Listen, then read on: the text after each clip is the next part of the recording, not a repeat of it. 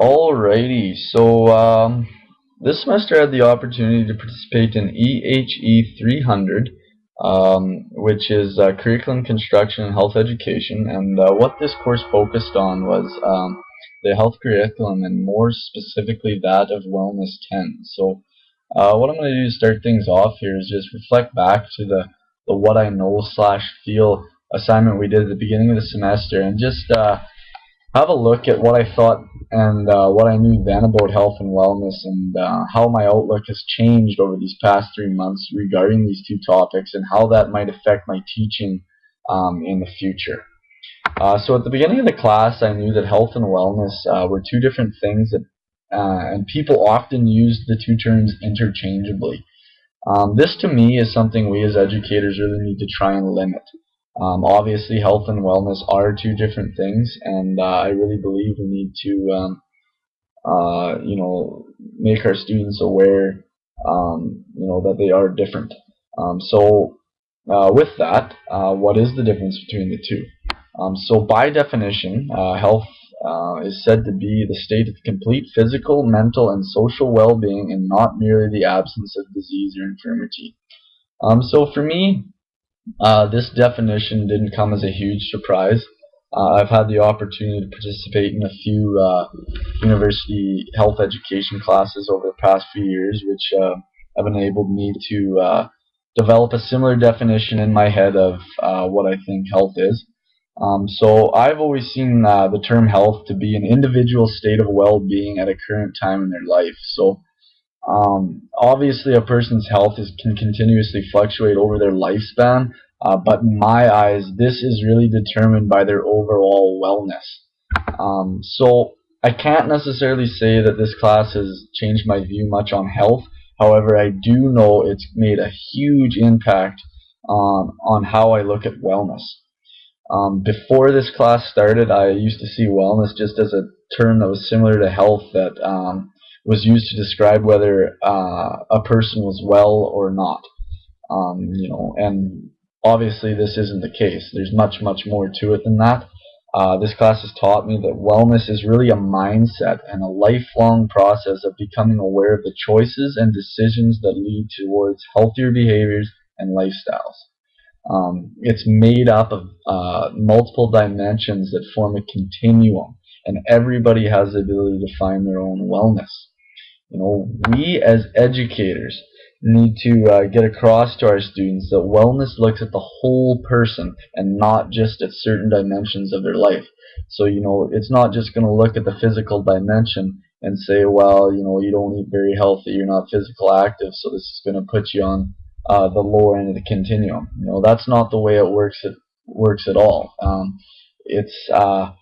Wellness is determined by the interconnectedness of all the dimensions that make up the continuum. I believe that once individuals understand this, I believe they will truly be more successful in developing and maintaining healthier lifestyles.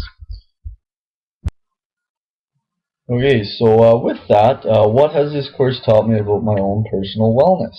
Well, as we all know, at the beginning of the semester, we were asked to complete a wellness inventory, which aims to determine an individual's overall wellness.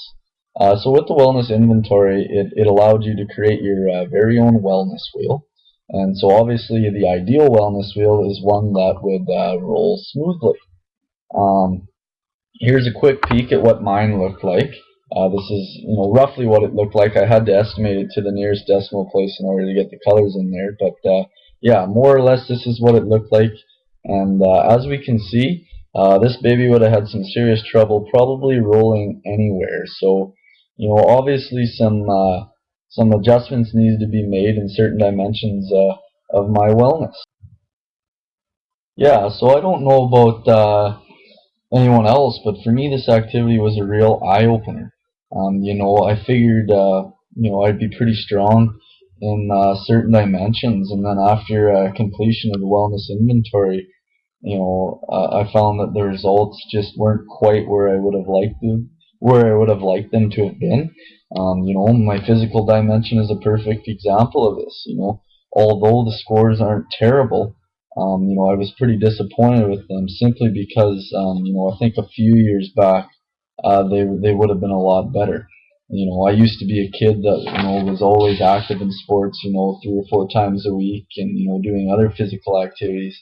And now that I'm older, I find myself putting in a lot more time in on the couch, and maybe sucking a few more cold ones back than I used to, and obviously this is going to take a toll on a guy's physical dimension, and I've learned that there's much more um, to the physical dimension than just being physically active. There's the nutrition you got to think about, and the medical, and etc. So,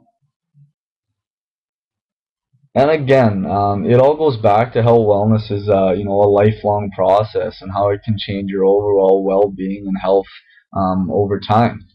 Having said that, even though the results of my wellness wheel weren't quite where I would have liked them to have been 3 months ago, this course has also, taught me that making an attempt to do even the small things right um, can make a huge difference. So whether it's eating a little healthier, or going for a walk every now and then, or just keeping up with yearly necessary medical checkups.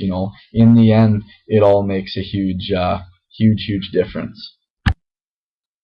Another topic I learned a lot about from this course was that of gays and lesbians, and the issue of heterosexism in society. We were very lucky to have Carla Blakely come in and talk to us about creating safe spaces for gays and lesbians. One of the biggest things I took from her presentation was how large of a problem heterosexism has become in society. I believe it has become such a large issue because the majority of heterosexuals, even if they have nothing against homosexuality, do still non-intentionally act heterosexist in some way. This happens simply because heterosexuality is the norm in society, and heterosexuals do not always take homosexuality into consideration. That being said, through my inquiry assignment, I was able to come across a few things that will really help educate, or that could really help educators um, battle heterosexism within their schools and classrooms.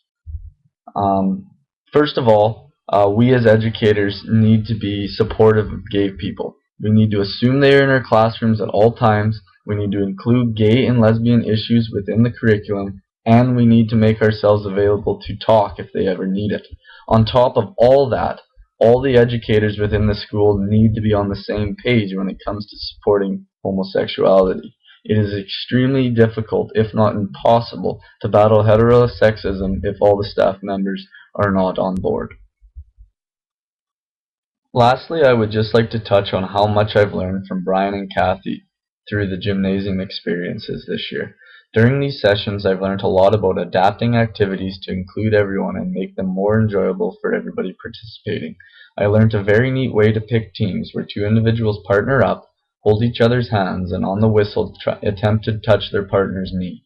Those who won this battle would be ones, and those who lost would be twos, which in the end would result in two teams. These sessions also taught me how important it is to be enthusiastic with your teaching. Brian was always able to grab everyone's attention and produce a few laughs by showing his excitement for the upcoming activity. With that, I'd just like to thank Kathy and Brian for a great semester and helping me broaden my knowledge in health education.